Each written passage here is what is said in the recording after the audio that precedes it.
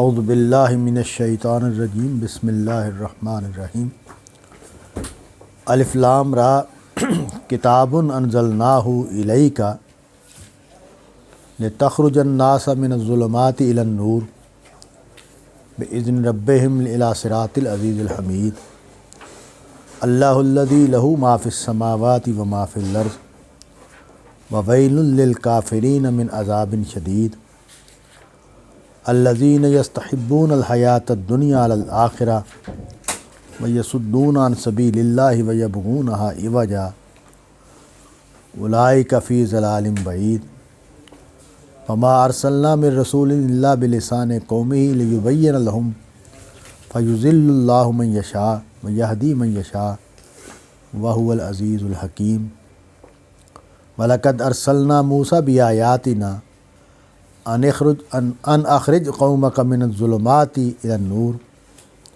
وَذَكِّرْهُمْ بِأَيَّامِ اللَّهِ إِنَّ فِي ذَلِكَ لَآيَاتٍ لِكُلِّ صَبَّارٍ شَكُورٍ وَإِذْ قَالَ مُوسَىٰ لِقَوْمِهِ اذْكُرُوا نِعْمَةَ اللَّهِ عَلَيْكُمْ إِذْ أَنْجَاكُم مِّنْ آلِ فِرْعَوْنَ يَسُومُونَكُمْ سُوءَ الْعَذَابِ وَيُذَبِّحُونَ أَبْنَاءَكُمْ وَيَسْتَحْيُونَ نِسَاءَكُمْ وَفِي ذَلِكُمْ بَلَاءٌ مِّن رَبِّكُمْ عَظِيمٌ۔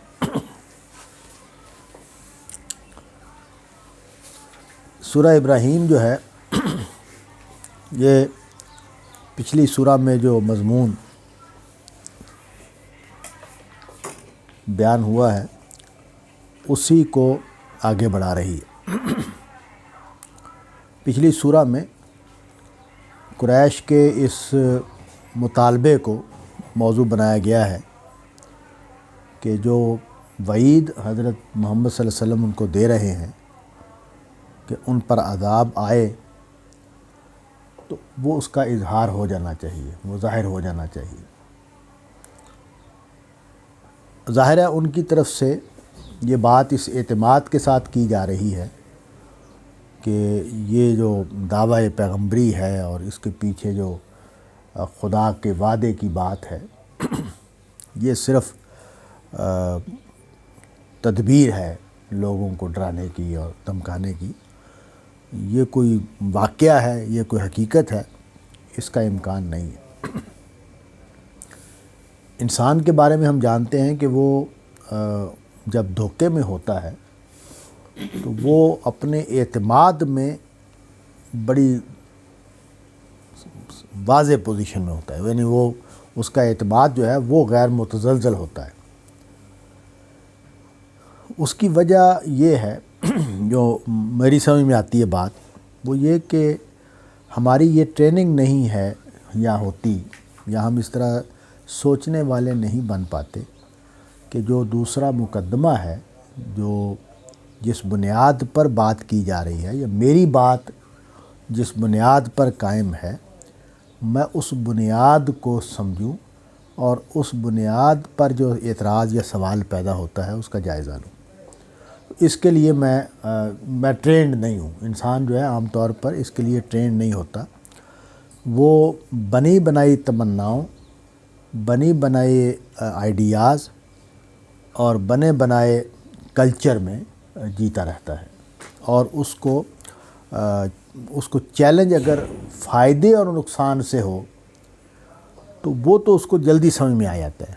یعنی اگر کوئی بندہ سگریٹ پینے کا عادی ہے تو اس کو ہارٹ اٹیک ہو گیا ہے، یا اس کو سینے میں تکلیف ہو گئی ہے، پھیپھڑوں میں درد ہونے لگ گیا ہے، تو یہ بڑی آسانی سے سمجھ میں آ جاتا ہے۔ میں آسانی سے اپنے مزے سے، لطف سے اور اس کہانی سے کہ فلانا بھی سگریٹ پیتا تھا، فلانا بھی سگریٹ پیتا تھا، اس نے اتنی لمبی عمر پائی، اس سے جلد دستبردار ہونے کے لیے تیار ہو جاتا ہوں، کیونکہ نقصان اس کا اتنا واضح ہے، رپورٹس اتنی خوفناک آ گئی ہیں کہ اب میرے پاس اس کے سوا کوئی چارہ نہیں ہے کہ میں اس کی بات کو مان لوں۔ لیکن جو فکری موضوعات ہیں ان پہ میں دستبردار نہیں ہوتا، اپنے کلچر سے، اپنی تہذیب سے، اپنے سوچنے کے انداز سے، اپنے جذبات سے، اپنی وابستگیوں سے اس کو چیلنج نہیں ہونے دیتا، اور اگر چیلنج ہو رہی ہو کوئی چیز تو اس کو میں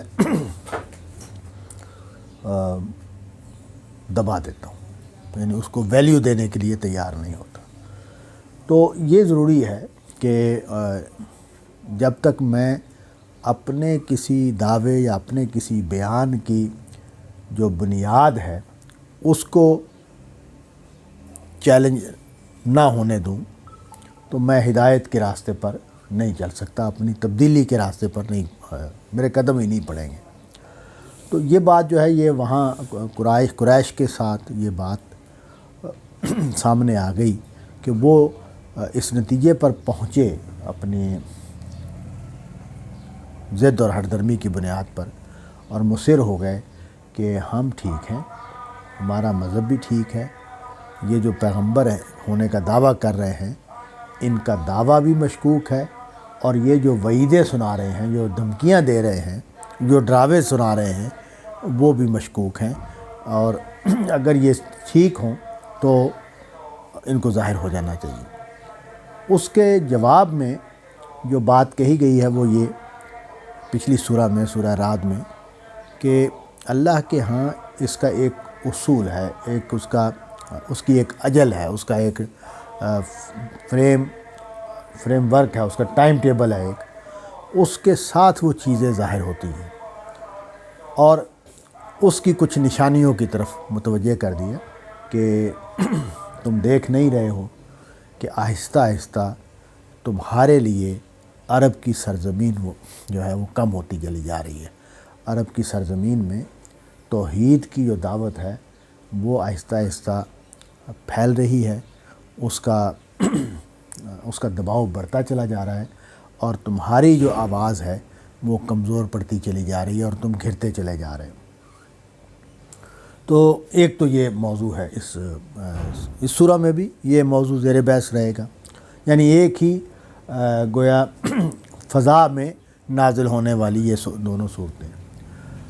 دوسری بات یہ ہے کہ جو قرآن مجید کی جو دعوت ہے وہ قریش کے حوالے سے مکی صورتوں میں، جہاں یہ سورہ بھی جو ہے سورہ ابراہیم یہ بھی مکی سورہ ہے، وہ توحید کے بنیادی مسئلے پر اور آخرت کے بنیادی مسئلے پر کھڑی، یعنی توحید حقیقت ہے اور آخرت حقیقت ہے، اور ان دونوں کو قرآن مجید نے بار بار اس کو بیان کرنا ہے، اس کو واضح کرنا ہے، اس کے دلائل دینے ہیں، اس پر ہونے والے اعتراضات کا جواب دینا ہے۔ تو اس سورہ میں یہ بھی نظر آئے گا۔ پھر جو سب سے بڑا مسئلہ وہاں زیر بحث ہے، جس کو جو کشمکش برپا ہے، وہ نبی صلی اللہ علیہ وسلم کی نبوت اور نبی صلی اللہ علیہ وسلم کی رسالت کا اس بات ہے۔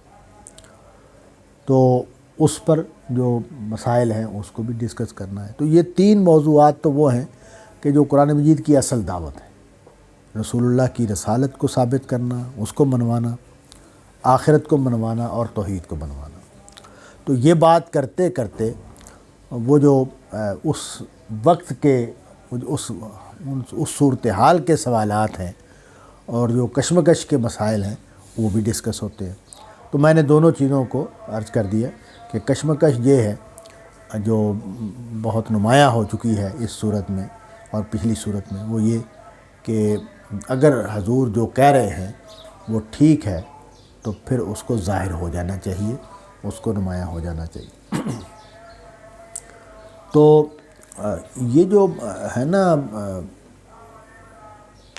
استدلال، یہ جو قریش کی طرف سے آ رہا ہے، یہ استدلال بڑا حیران کر دینے والا ہے۔ یعنی اگر کوئی شخص مجھے کہے کہ اگر تم نے میری بات نہ مانی تو میں تمہیں مار دوں گا، تو میں اس کو جواب میں کہوں کہ پھر مار دو۔ یعنی یہ عام طور پر ہوتا نہیں ہے کہ میں اگر کوئی بندہ مجھے کہے کہ تم میری یہ بات نہیں مانو گے تو میں تمہیں مار دوں گا، تو میں اس کو کہوں کہ ہاں مار دو۔ تو میں کیوں کہوں گا یہ بات؟ میں اس وقت کہوں گا کہ جب مجھے یقین ہے کہ یہ مجھے ہاتھ بھی نہیں لگا سکتا، اس کے دلائل میرے پاس کیا ہیں، اس کا میرا اعتماد کس بنیاد پر ہے۔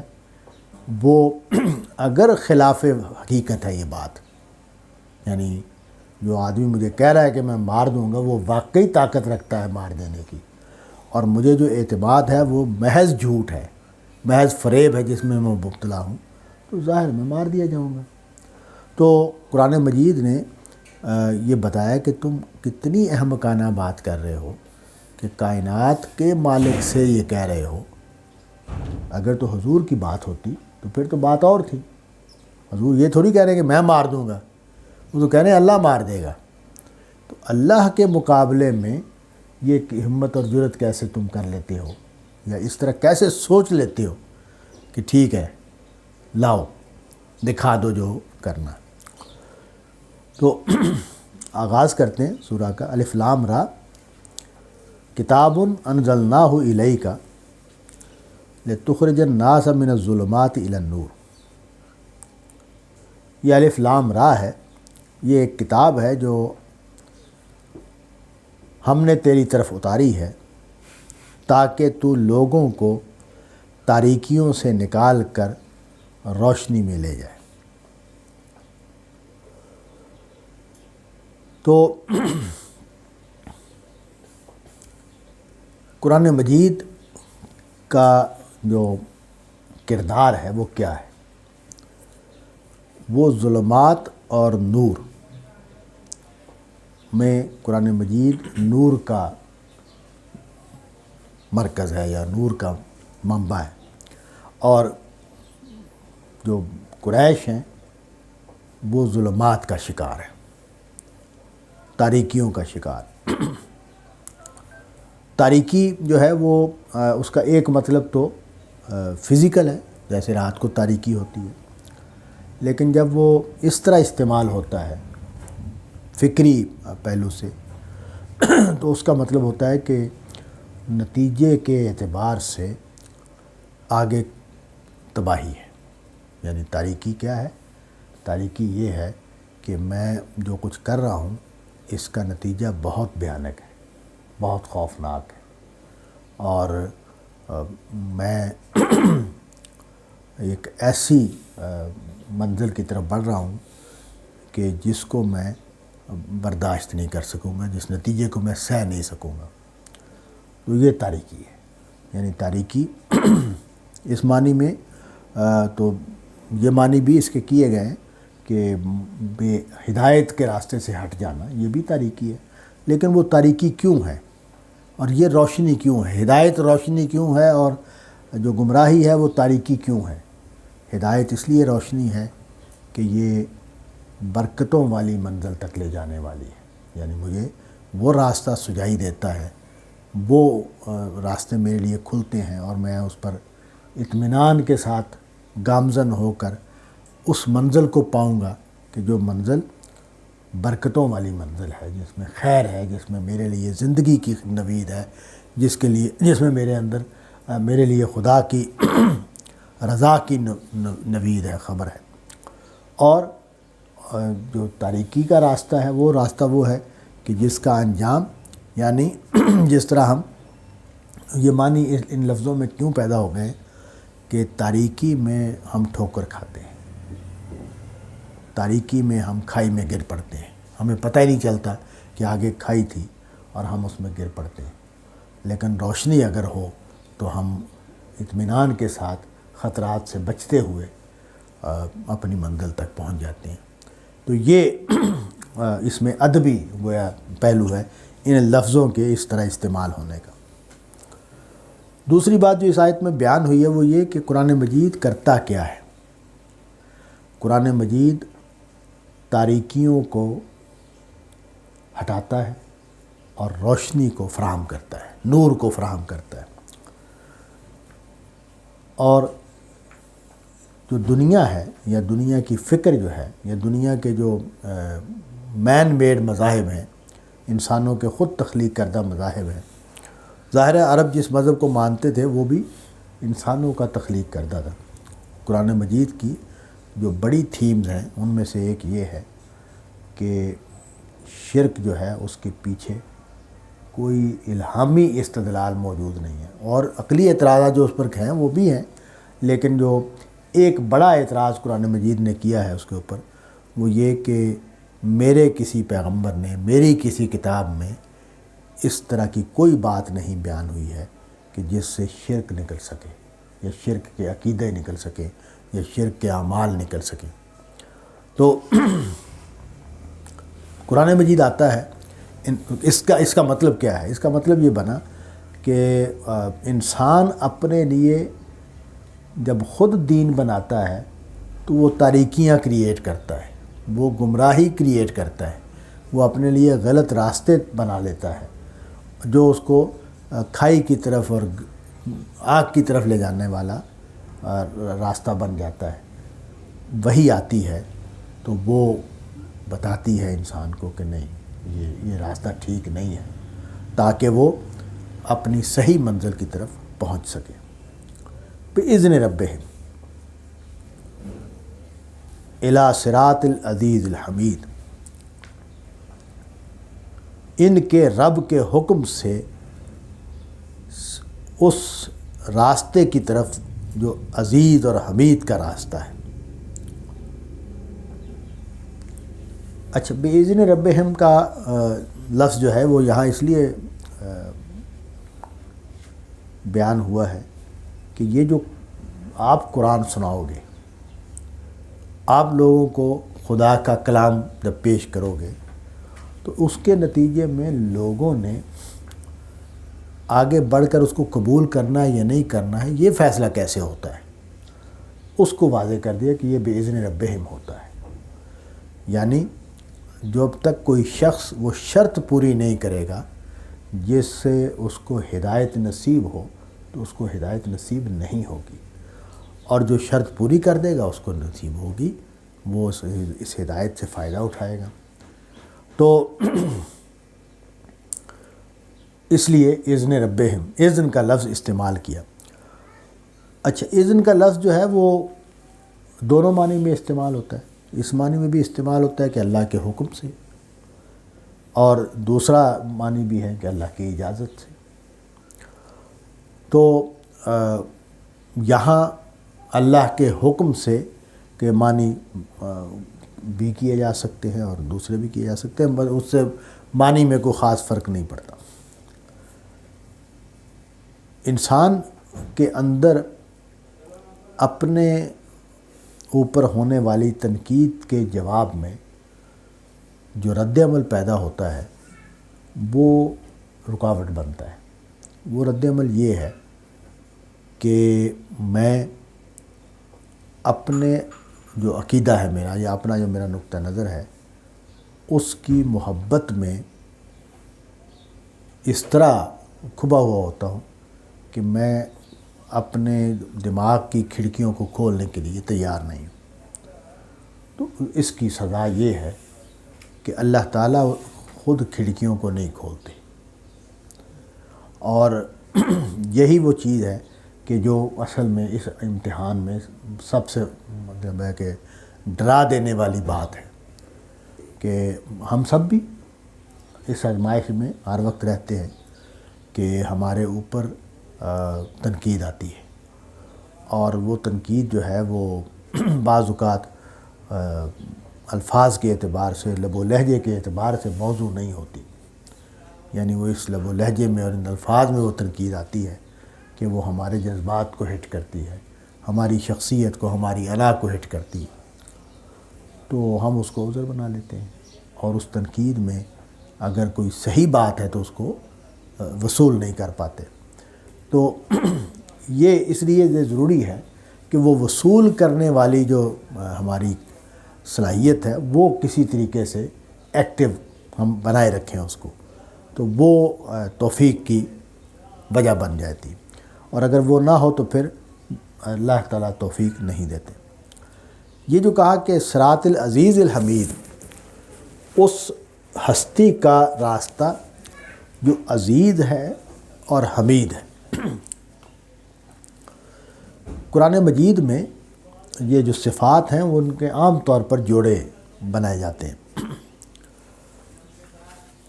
اور اس میں ایک خاص مضمون ہے۔ اب یہاں بھی دیکھیں کہ عزیز کے ساتھ حمید کا لفظ جو ہے اس کو صفت کو لگایا گیا ہے۔ اب عزیز کا جو لفظ ہے وہ تو اختیار کو بیان کرتا ہے کہ وہ اختیار رکھنے والا ہے، اور اختیار جو ہے وہ اللہ کا اختیار، اللہ کی وہ بادشاہی ہے۔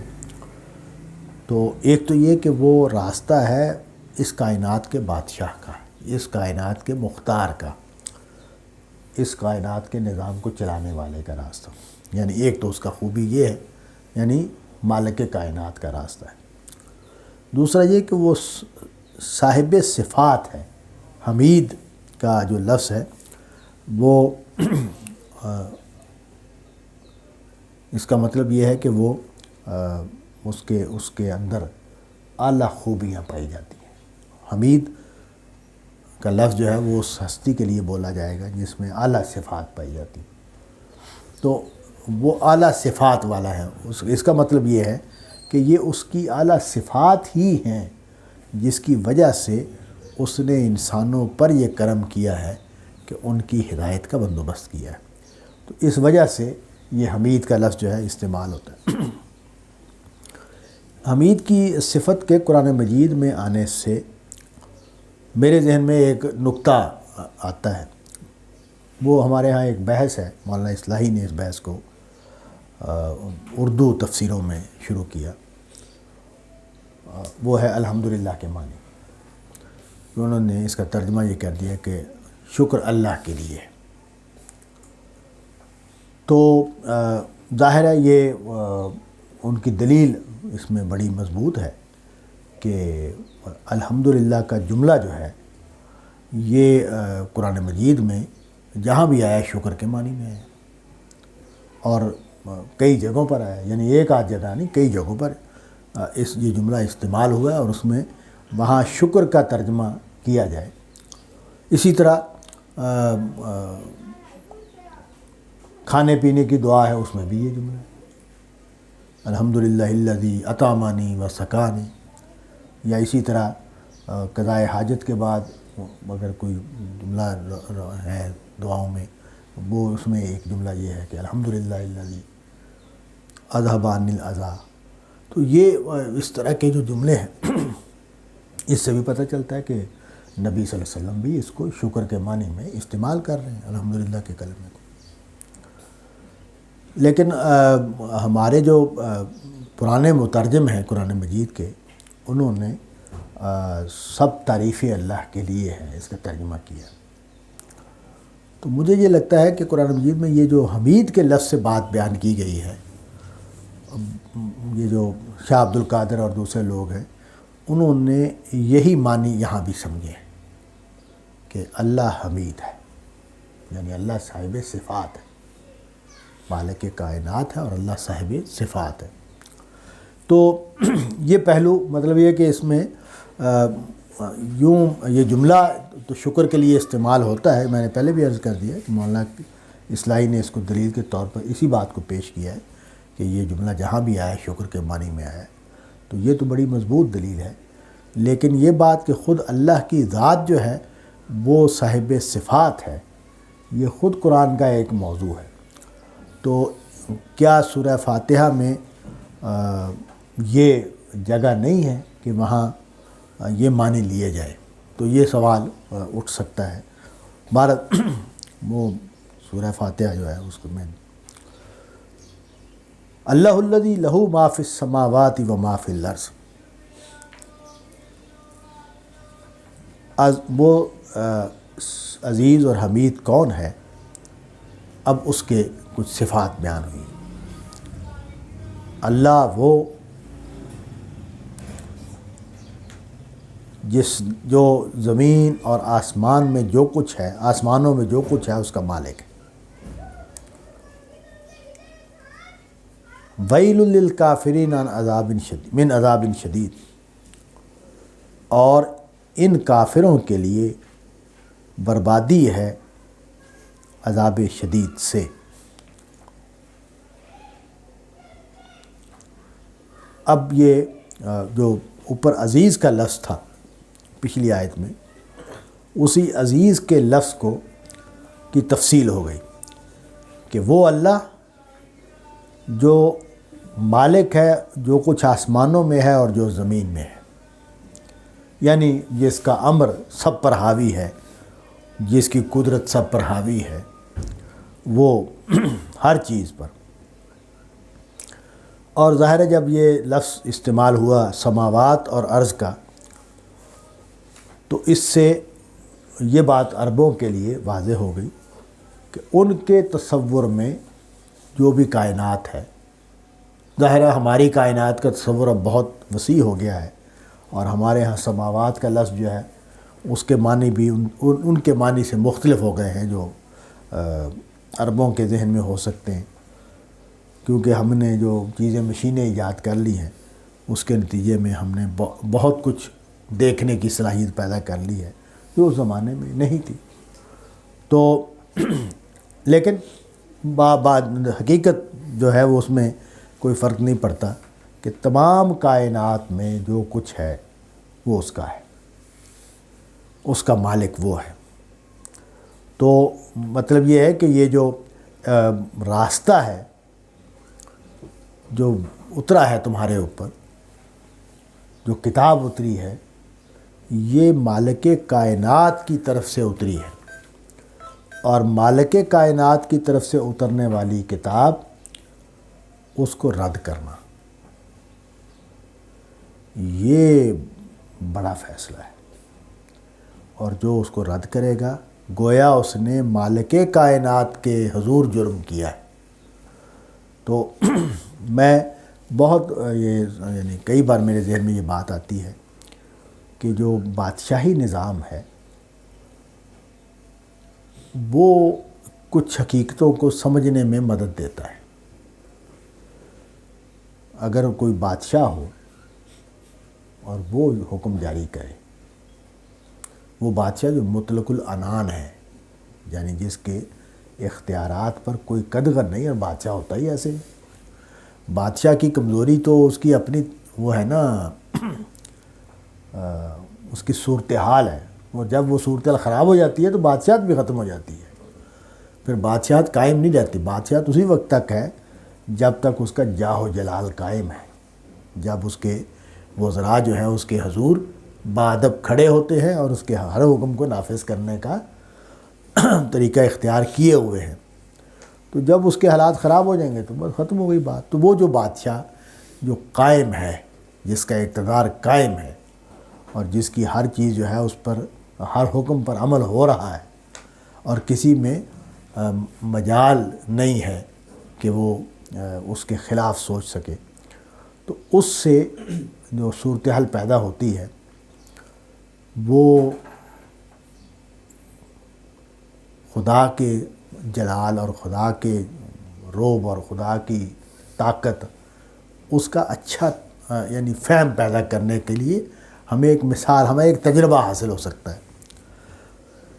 تو اس کو بیان کیا کہ یہ جو تمہیں کتاب دی گئی ہے، جو ہدایت تمہارے پاس اتری ہے، یہ مالک کائنات کی طرف سے آئی ہے، چنانچہ جو اس کا وہ گویا باغی ہے، جس نے خدا کی بات نہیں مانی، خدا کی طرف سے آئی ہوئی بات کو نہیں مانا، اس کا نتیجہ جو ہے وہ بہت ہی خوفناک ہے۔ اسی کو بیان کر دیا، وَوَيْلٌ لِّلْكَافِرِينَ، انکار کرنے والوں کے لیے بربادی ہے، من عذاب شدید، ایک سخت عذاب سے۔ اب یہ کافر کیوں ہیں، آگے جو بات ہے وہ اس کو موضوع بنا رہی ہے۔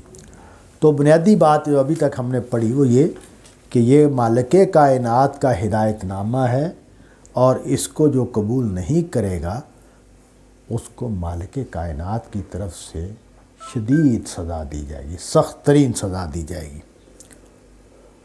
اچھا، جو لوگ کافر ہیں وہ کیوں کافر ہیں؟ الذین یستحبون الحیات الدنیا علی الآخرہ، یہ وہ لوگ ہیں کہ جو آخرت کو نہیں چاہتے، آخرت کی فلاح، آخرت کی کامیابی نہیں چاہتے، بلکہ دنیا کی فلاح اور دنیا کی کامیابی چاہتے ہیں۔ یستحبون الحیات الدنیا۔ اچھا، یہاں جو انسان ہے اس کا ایک جو امر مجبوری ہے وہ بیان ہو گیا ہے۔ وہ امر مجبوری یہ ہے کہ جو میری زندگی ہے اس کا جو چلن ہے وہ وسائل پر کھڑا ہے۔ میں اپنے ہر قدم کے لیے وسائل کا محتاج ہوں، اور میری شان و شوکت، میری خوراک، میرا رہن سہن، ہر چیز وسائل کا محتاج ہے۔ چنانچہ چونکہ میں رہنا چاہتا ہوں اور آسائش کی اور آرائش کی زندگی گزارنا چاہتا ہوں، تو یہ وہ چیز ہے کہ جو میری لازمی ڈیمانڈ ہے، میری لازمی ضرورت ہے۔ اور مذہب چاہے بھی، کوئی مذہب چاہے بھی آئیڈیل بنا دے میرے لیے اس دنیا میں دنیا سے محبت نہ کرنے کو، تب بھی میں اتنا مجبور ہوں کہ میں باز نہیں آ سکتا اسے۔ چنانچہ میں نے اپنی 60 سال کی زندگی میں، 65 سال کی زندگی میں درویشوں کو اعلیٰ ترین وسائل کے ساتھ رہتے ہوئے اپنی آنکھوں سے دیکھا ہے، علماء کو اعلیٰ ترین وسائل کے ساتھ رہتے ہوئے اپنی آنکھوں سے دیکھا ہے۔ بلکہ بعض علماء کے ہاں تو صورتحال یہ ہے کہ وہ سادگی کا درس دینا بھی بند کر دیا انہوں نے، یعنی وہ چونکہ خود سادہ زندگی نہیں گزارتے تو اس لیے وہ اب سادگی کا بات بھی نہیں کرتے، سادگی کا درس بھی نہیں دیتے۔ تو سادگی کا درس جو ہے وہ ایک آدمی ہے جو موجودہ زمانے میں جس کو میں نے سادگی کے درس دیتے ہوئے دیکھا ہے، وہ مولانا وحید الدین خان ہے، اور وہ خود بھی سادہ رہتے تھے۔ یعنی انہوں نے باوجود وسائل کے اپنے کمرے میں اے سی نہیں لگایا، وہ باوجود وسائل کے ہیٹنگ کا بندوبست نہیں کیا ہوا تھا انہوں نے، اور استری کیے بغیر کپڑے پہنتے تھے وغیرہ وغیرہ۔ تو ایک آدمی سادگی سے زندگی گزارتا تھا تو وہ اس کی ہمت بھی رکھتا تھا کہ وہ سادگی سے زندگی گزارنے کی بات کرے۔ تو جو نئی سادگی سے زندگی گزارے وہ کیسے لوگوں سے کہیں کہ سادگی سے، بلکہ بڑے جو ہے نا نئے ہم المورد میں غامدی صاحب سے پڑھ رہے تھے، تو غامدی صاحب کے ایک ہائی اسکول کے استاد تھے شیر محمد صاحب، تو وہ غامدی صاحب سے ملنے کے لیے آئے ہوئے تھے، تو وہ جماعت اسلامی کا بیک گراؤنڈ تھا ان کا، تو انہوں نے سنایا اپنا واقعہ کہ میں منصورہ کی مسجد میں بیٹھا ہوا تھا، تو وہاں ایک صاحب جو ہیں وہ تقریر کر رہے تھے، تو انہوں نے سادگی کے اوپر تقریر کی۔ تو کہتے ہیں میں نے اسے کہا کہ یہ جو مسجد تم بیٹھے، جس مسجد میں تم درس دے رہے ہو، اس کی شان و شوکت دیکھیے، یہاں نہیں اچھا لگتا یہ سادگی کی بات کرنا۔ یعنی آپ حالانکہ مسجد تھی، وہ مسجد کا عالی شان ہونا یہ الگ بات ہے، لیکن اقبال نے بھی اس کو محسوس کیا کہ میں ناخوش و بیزار ہوں مرمر کے سلوں سے، میرے لیے مٹی کا حرم اور بنا دو۔ تو مطلب یہ ہے کہ وہ ظاہر ہے آپ جب اپنی عبادت گاہوں کو عالی شان کرتے ہیں تو کیا ہے آپ نے، اس کا ایک نتیجہ ہے نا جو نکلے گا، وہ نکلتا ہے، رکتا نہیں ہے پھر۔ خیر، لیکن یہاں قرآن مجید نے اس معنی کو نہیں بیان کیا جو معنی ہمارے ہاں پیدا ہو گئے ہیں، خاص طور پر صوفی کلچر میں یا پیراڈائم میں۔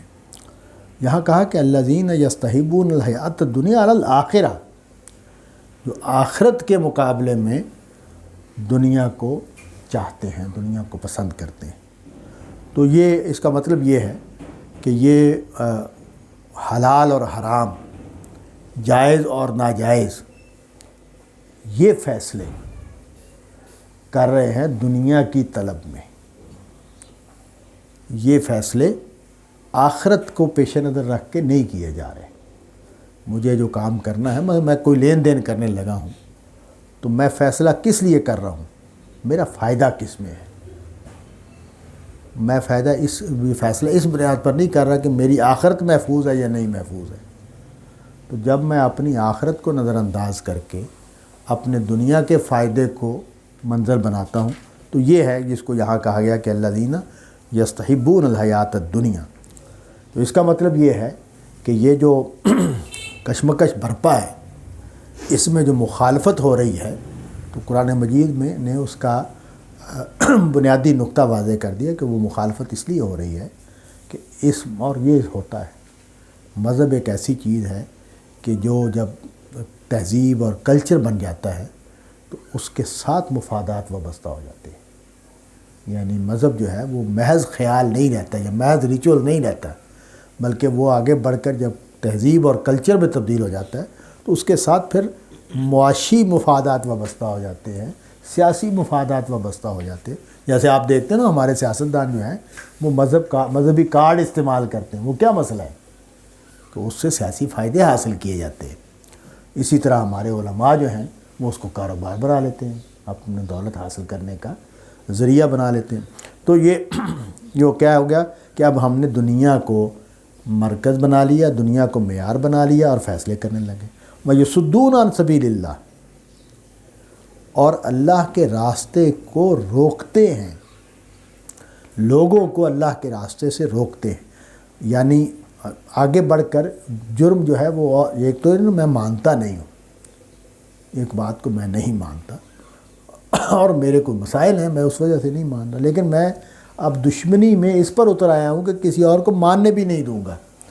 اس کے لیے ظاہر تشدد کے واقعات، پروپیگنڈے کے واقعات، فنڈنگ اس کے خلاف کرنا وغیرہ وغیرہ. تو یصدون عن سبیل اللہ ویبغونہا عوجا، اور اس میں وہ کجی چاہتے ہیں، اس میں وہ ٹیڑھ پیدا کرنا چاہتے ہیں.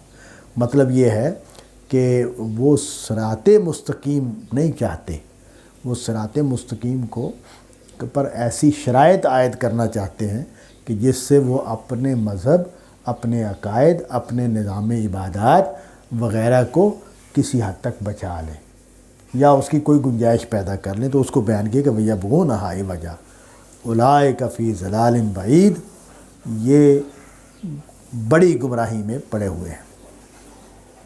تو کافروں کو واضح کر دیا کہ کافر کون ہیں. کافر وہ ہیں کہ جو دنیا کو عزیز بنائے ہوئے ہیں آخرت کے مقابلے میں، اور وہ کہ جو لوگوں کو حق کے راستے سے روک رہے ہیں، اور وہ جو اس راستے کو سیدھا صاف نہیں رہنے دینا چاہتے.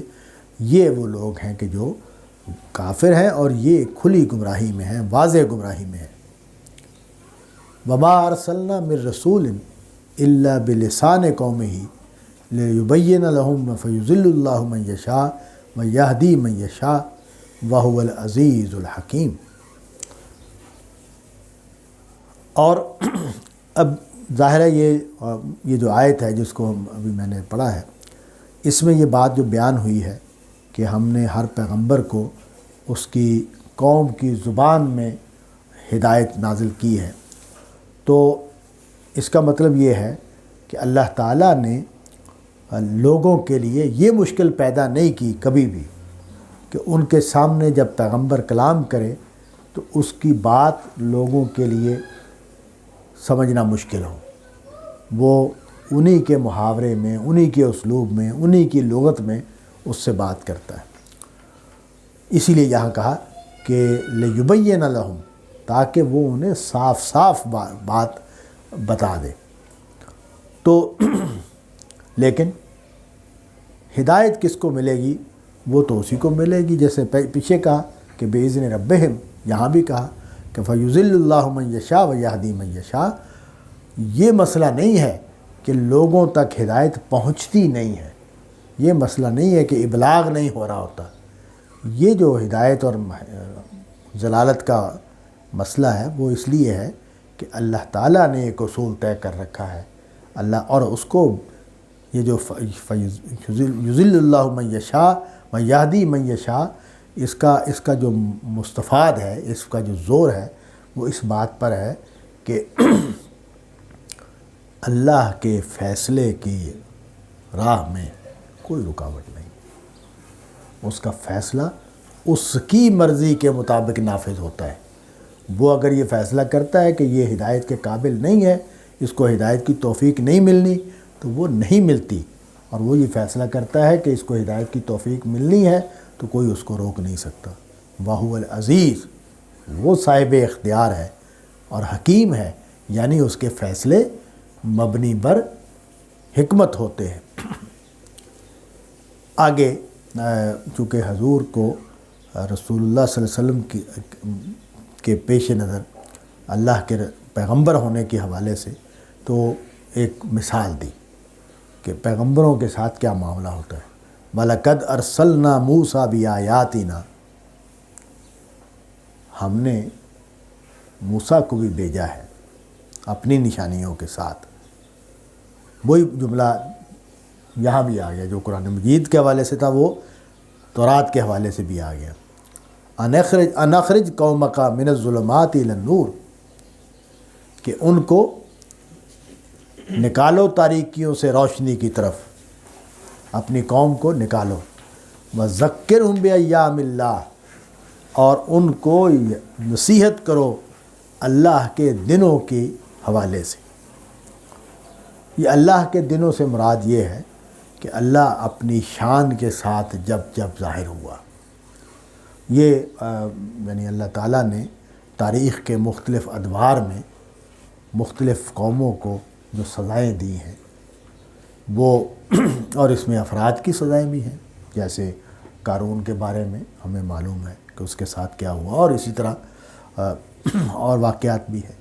تو اس کا بِأَيَّامِ اللہ، جب اللہ نے اپنا کوڑا مارا مجرموں کو، ان کو بیان کرو۔ ظاہر ہے یہ بہت صحیح استدلال ہے کہ انسانوں کو ہم یہ بتائیں کہ دیکھو تم نے اگر یہ روش تبدیل نہ کی، یہ طریقہ تبدیل نہ کیا تو اس کا انجام کیا ہو سکتا ہے۔ إِنَّ فِي ذَلِكَ لَآيَاتٍ لِكُلِّ صَبَّارٍ شَكُورٍ، اس میں یعنی اللہ کے دنوں میں نشانیاں ہیں ہر اس شخص کے لیے جو صبار ہو اور شکور ہو۔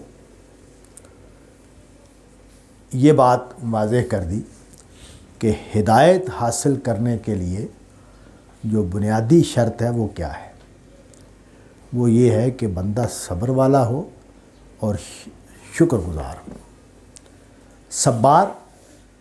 صبار کا مطلب یہ ہے کہ جو یعنی یہ مبالغے کا صیغہ ہے کہ وہ شخص جو باوجود مشکلات کے، اور مشکلات بہت سنگین ہیں، بہت گہری ہیں، بہت بڑی ہیں۔ ظاہر ہے میں نے ابھی عرض کیا کہ جو دنیا کی زندگی ہے ہماری، وہ جس چیز کے ساتھ جڑی ہوئی ہے وہ وسائل ہیں، اور وسائل کا مسئلہ میری ناگزیر ضرورت ہے، میرا مسئلہ ہے، پرابلم ہے، اور یہ چیزیں جو ہیں یہ میرے لیے بڑی آزمائش بنتی ہیں۔ تو اس لیے اس میں جو شخص حق کو قبول کرے گا وہ اپنی کچھ چیزوں کو خطرے میں ڈالے گا، تو خطرے میں ڈالنے کی جو اہلیت ہے وہ اگر نہیں ہوگی تو ہدایت نہیں ملے گی۔ جو بندہ خطرے میں ڈالنے کے لیے تیار نہیں ہے وہ کیسے صحیح بات کو قبول کرے گا؟ اور پھر شکر گزار ہونا، یعنی اللہ کی طرف جو رخ ہے وہ صحیح ہو۔ اللہ کی طرف رخ ایک ہی صورت میں صحیح ہوتا ہے، وہ یہ کہ میں اللہ کی نعمتوں کا جو میرے اندر احساس ہے اس کو طاقتور رکھوں، اس کو بیدار رکھوں۔ تو یہ دو چیزیں ہوں گی تو ظاہر ہے میرے لیے اس کا مطلب کیا ہے کہ یہ بندہ بیسیکلی سنجیدہ ہے، یہ بندہ بیسیکلی خدا کے رخ پر جی رہا ہے۔ جو صبار ہے اور شکور ہے یہ خدا کے رخ پر جینے والا شخص ہے، اسی کو ہدایت کی توفیق ملے گی۔ وَإِذْ قَالَ مُوسَىٰ لِقَوْمِهِ اذْكُرُوا نِعْمَتَ اللَّهِ عَلَيْكُمْ إِذْ أَنْجَاكُمْ مِنْ آلِ فِرْعَوْنَ يُسُومُونَكُمْ سُوءَ الْعَذَابِ وَيُذَبِّحُونَ أَبْنَاءَكُمْ وَيَسْتَحْيُونَ نِسَاءَكُمْ وَفِي ذَلِكُمْ بَلَاءٌ مِّن رَبِّكُمْ عَظِيمٌ۔ اب حضرت موسیٰ نے جیسے اپنے لوگوں کو، ظاہر ہے یہ جو بات ہے جس کا حوالہ آگے آیا ہے یہ بنی اسرائیل سے بات ہو رہی ہے کہ جب موسیٰ نے اپنی قوم سے کہا یعنی یہ فرعونیوں سے بات نہیں ہو رہی، حضرت موسیٰ کے اپنے جو لوگ تھے مسلمان، ان پر ایمان لانے والے، ان سے بات کر رہے ہیں کہ اللہ کی نعمت کو یاد کرو جو تم پر ہوئی. یہی وہ شکر کی جو بات تھی اس کو نمایاں کیا کہ دیکھو خدا نے تمہارے اوپر کتنا کرم کیا. وہ کرم کیا تھا؟ تمہیں آل فرعون سے نجات دی. اب آل فرعون ظالم بادشاہ جو ہر طرح کا ظلم روا رکھے ہوئے تھا، اور جو یہودی ہیں ان کو یہ فرعون کے زمانے تک، جو موسیٰ علیہ السلام کا فرعون ہے اس کے زمانے تک ان کی جو اخلاقی حیثیت، ان کی سماجی حیثیت بہت پست تھی، اور ان کو یعنی جو بائبل ہے وہ کہتے بگار لی جاتی تھی، یعنی معاوضہ دیے بغیر کام لیے جاتے تھے. یعنی وہ اس طرح ان کا اقتدار قائم تھا ان کے اوپر.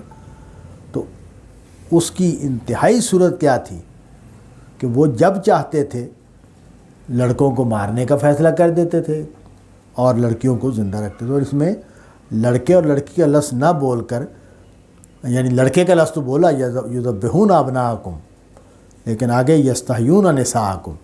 تو مطلب یہ ہے کہ جو پستی کی نوعیت ہے اس میں مزید اس کو نمایاں کیا کہ وہ پستی کس درجے کی تھی کہ وہ تمہاری عورتوں کو زندہ رکھتے تھے اور تمہارے لڑکوں کو مار دیتے تھے.